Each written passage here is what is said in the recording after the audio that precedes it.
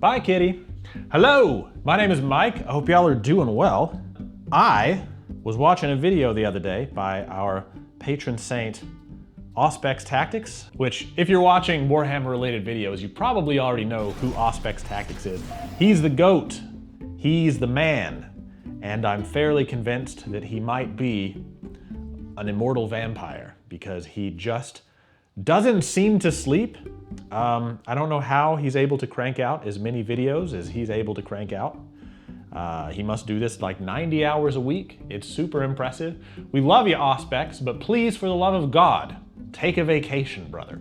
Anyways, this video is about ranking every single army in Warhammer from worst tournament performance-wise to best tournament performance-wise. And I'm watching this video, and I find the little point in the video where he starts talking about my army, as pretty much anybody would. And I was pleased to see that my army, the Space Wolves, were right smack in the middle, like almost perfectly dead center of this list. You'd think that you'd want your army to be at the tippy top, because whenever we play Warhammer, we all kind of choose a team, at least if we've only got one army. And of course you want your team to be doing the best. But I was surprised that I was so happy to see that I was dead center here. And I guess I wanted to talk about it. So I've been playing for a little while, and my win rate, if you were to calculate everything from the beginning up until now, is atrocious. I'm still terrible at the game. Well, maybe I'm not terrible. I'm gonna be nice to myself. I'm getting better. Okay? I'm improving. But if you were to calculate all my wins and all my losses, I would be definitely heavily skewing towards the lose side of things. And these days, I'm just now getting to the point where whenever I go into a game with someone, unless they're just really, really good, typically I'm kind of like at least still in contention by round 4. That's how it's looked recently.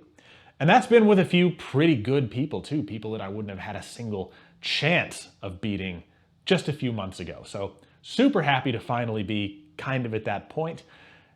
And I hope that I stay at that point forever, because my most fun games aren't even defined by whether or not I win or whether or not I lose.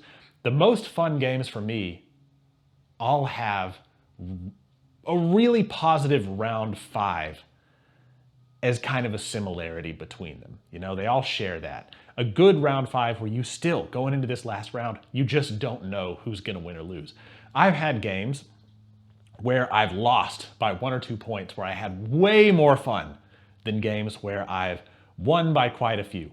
I've only ever, in the history of Warhammer, at least in my history with it, I've only ever had one blowout game where I absolutely murdered someone, and I felt very, very bad about it because it was the first time they'd ever played. They were playing Sisters of Battle. They reached out to me on Discord and were like, hey, I want somebody to play my first game with. And I picked a goofy list to go in there and just have fun. And I didn't really understand how Sisters of Battle worked. And I tied up his Paragon Warsuits and Morven Val up with my Terminators, and they just stayed locked together like this for the entirety of the game. So he couldn't really do much about anything else that I had.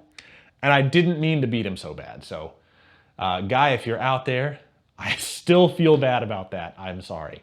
I hope we can play again. But yeah, tangent aside, I really enjoy being right there in the middle, and I enjoy kind of having to fight for every single point that I get. I think that makes the game more fun. And when your army's right there in the middle, I feel like it's a little bit more conducive to that. You play armies that are really, really good, and maybe you have a bit of a disadvantage, especially against somebody who's very competitive. But at the same time, a win is still possible if you're really, really smart, unless they're just god tier good. And if you play somebody who has a not so great army, then they can still get you. You maybe have a little bit of an advantage, but like I said, I'm not a very good player, so I'm probably not even able to make use of that advantage.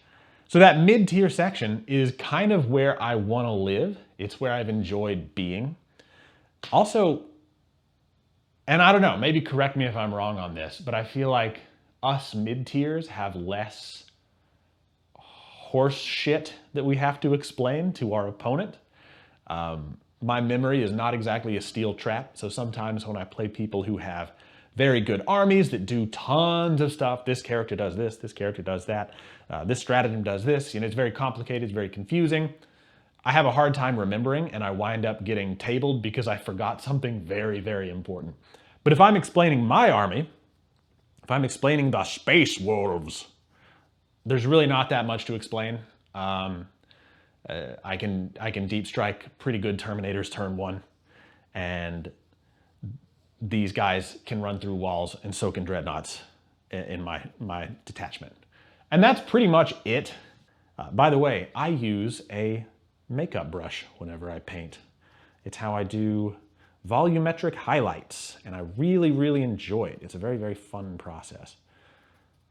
I've also found, and again, this is entirely personal, but I've found that my most memorable games, the games where I've had the most fun, win or lose, have been up against some sillier armies. Like even in that Sisters battle, I'm not calling the Sisters silly, but it's, it's not one you see as often, I guess is what I'm trying to say.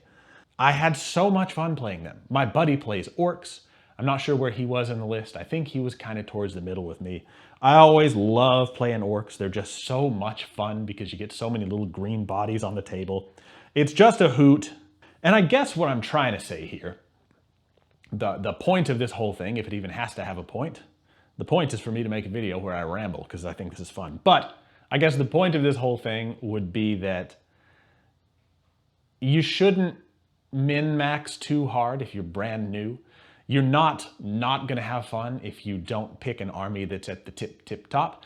Because like I said, I am not good and I'm playing with a mid-tier army and I'm able to do close to okay in some of the recent games I've played with against people who are at a reasonable skill level. Rule of cool, baby. Rule of cool. At the end of the day, if your army is mid-tier or even below, the one that you're the most interested in getting, do it. It's really, really fun, and the rules are always changing, and 11th is right around the corner. Who knows what's going to happen? The best armies could go and the worst armies could climb up in the ranks and be an S tier. I don't know, but I do know that I've had fun playing armies that were kind of towards the bottom of this list, especially Chaos Knights. That was a hoot. That was a blast. You want to know why I picked Space Wolves? I'll tell you. I was at my local game shop, and I wanted something. I thought I was just going to get a combat patrol and be done there. Oh, how wrong I was. And so I'm looking through what they've got available, and I see my box set, and I'm like, oh, hey, this one's got dogs on it, and I like blue.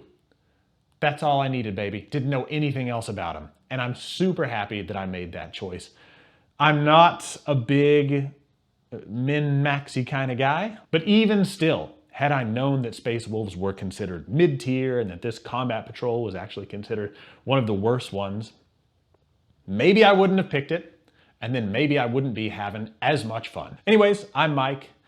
Super happy that this channel's been doing okay. Past couple of videos have gotten a lot of views. I think that's really neat. Thank you all for listening to me ramble like an idiot. I appreciate it, and until next time, I will see you later.